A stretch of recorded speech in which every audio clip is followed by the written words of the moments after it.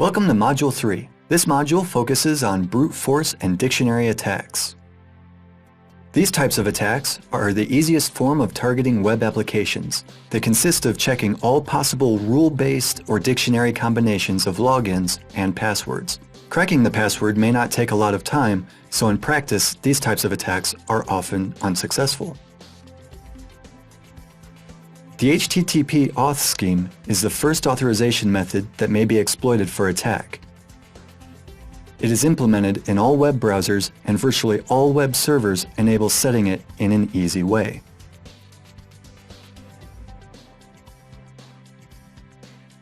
Here we'll talk of HTTP auth implemented in the Apache web server. The core of this scheme is htaccess, a file used for many purposes, including HTTP authorization.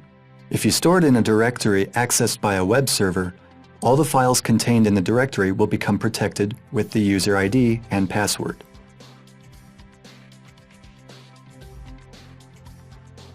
You may specify the message which will be seen by users and indicate the file containing passwords used for authorization.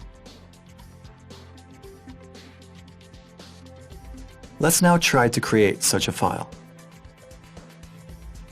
In Apache, the command htpasswd is used for this purpose.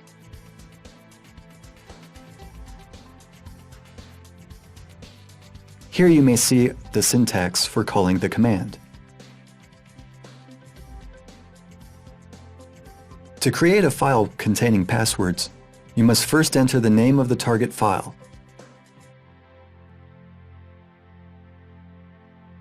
It's good to mention that files with the extension htpasswd and htaccess are protected by the web server by default and may not be accessed by users.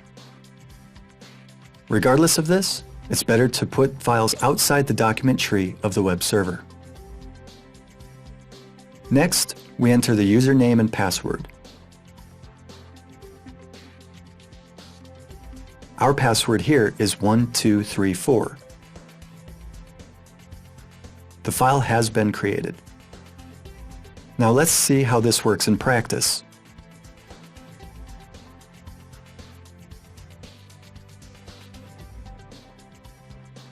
We'll use the Live HTTP Headers add-on. The extension allows us to view the live communication between browser and server.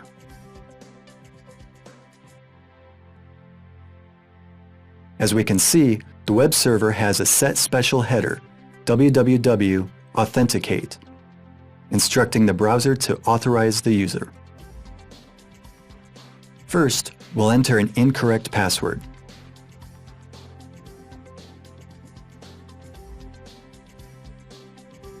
As we can see, the browser encodes the login and password with a base 64 scheme, and a special HTTP header is set. The server decodes the string and compares it against data stored in htaccess. Let's now submit the correct login and password.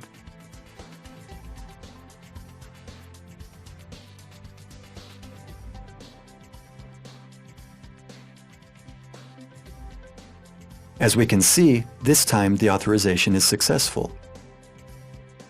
Browsers remember requests for authorization and the provided data. The information is transported automatically with each attempt to access protected resources. Because of this, no further authorization will be needed. Let's now try to launch an attack targeted at this authorization scheme. To do this, we'll use Hydra, an application that enables dictionary attacking a variety of utilities, including the HTTP auth scheme and web forms.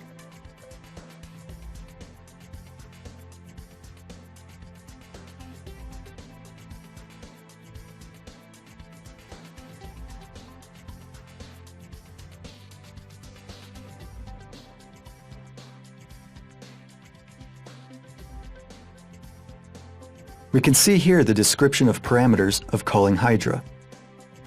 For the parameter L, let's submit the file containing a list of usernames.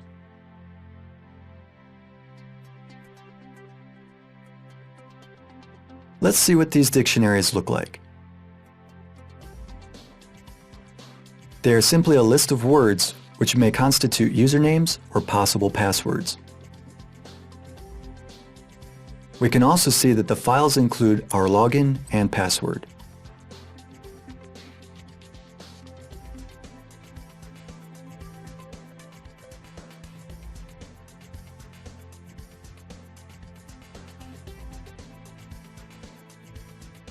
Next, we submit the file containing the passwords dictionary. We also need to submit the address of the web server which will be analyzed and the name of the attack.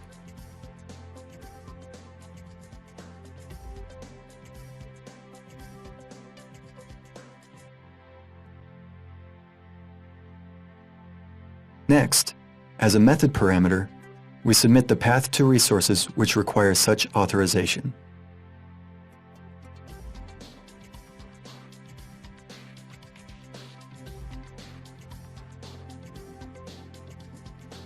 Let's now try to start the command.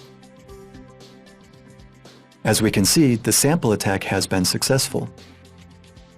One service has been targeted, 21 login and password combinations, and also our access information have been found.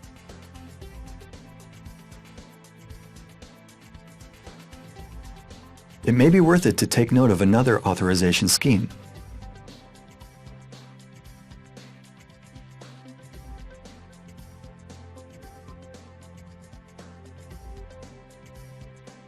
It's a simple login form created in the PHP language. It is displayed by default. If a user submits the form to script, the provided data are compared against the data held by the corresponding variables.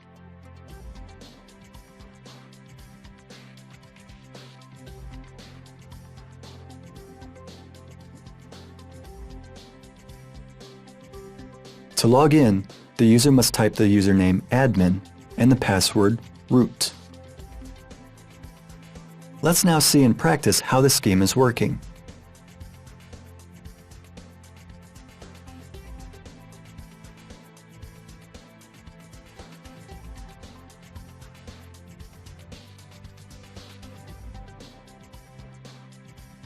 Submitting incorrect login and password will cause the message error to be displayed. If the correct information is given, the message logged in may be seen. Now we'll find out how Hydra may be used to launch an experimental attack on the form.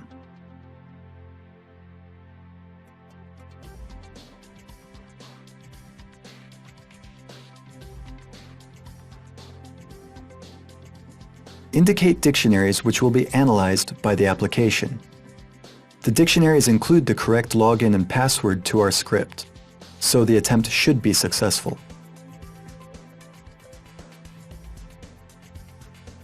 Here, the server name must also be given. This method is called HTTP post form, as the form is passed via the post method.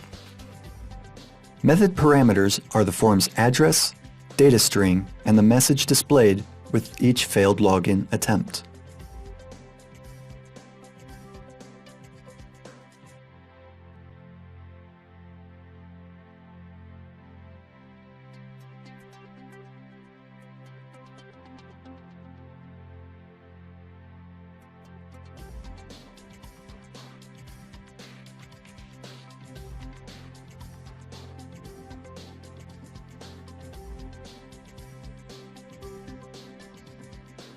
Provide the string representing the encoded form after the colon.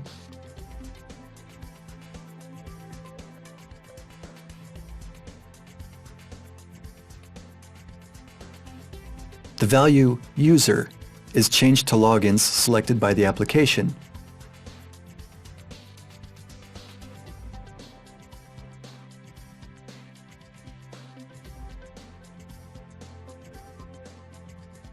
While pass is similarly changed to checked passwords. We also need to pass the field, Go field, which is used for logging in.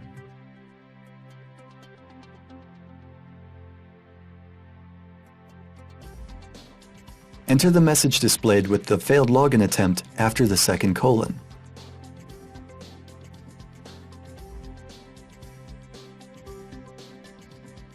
Let's see how this command will work.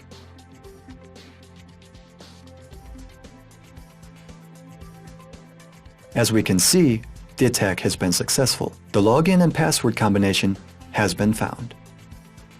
The demonstrated examples used ready-made dictionaries. Let's think what could be done if we didn't have access to such lists, or if for some reason they remain ineffective. The solution is John the Ripper, a password cracker which also enables the generating of password strings for brute force types of attacks.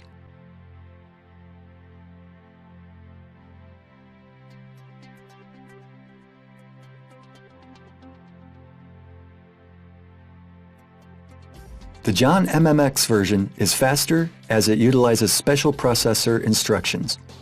While it may be quite aged, the application is still fully functional.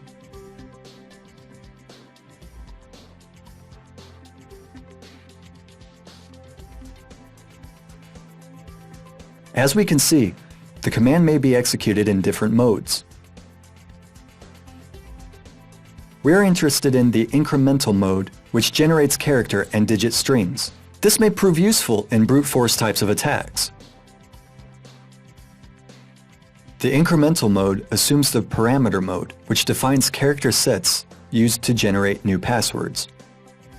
Let's start with the standard set digits.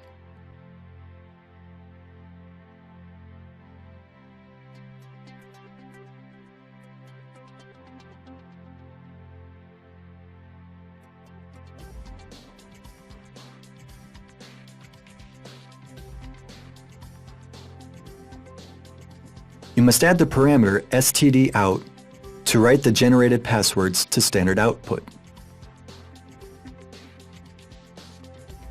Alphanumeric characters is the second mode.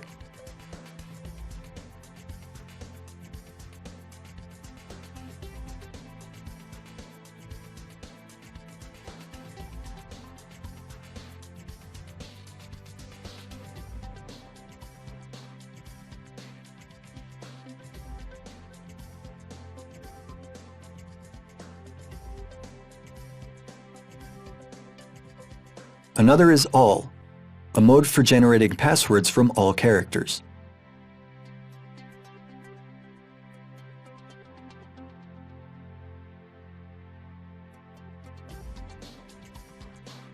Generated passwords are passed to a standard output, although they may be redirected to a file to generate a dictionary. The dictionary may in turn be used as a parameter of calling Hydra.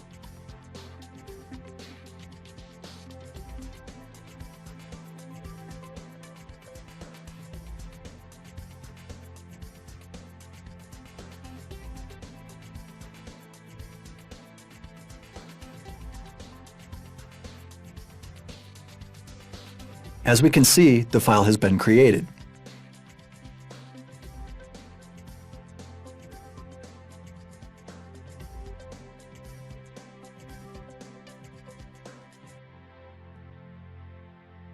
So how can we protect ourselves against these threats? The first and most significant solution is to force users to use strong passwords. The stronger the password, the more time a brute force attacker will need to check all possible combinations of characters. Passwords should not use words listed in popular dictionaries. It may often be worthwhile to introduce a scheme for blocking a user session after a limit of failed login attempts is reached. We must remember, however, not to provoke an account lockout, a situation which occurs when users are locked out of their accounts. We'll talk more about this in the next module. That's all for now. Thanks for your attention, and see you in the next module.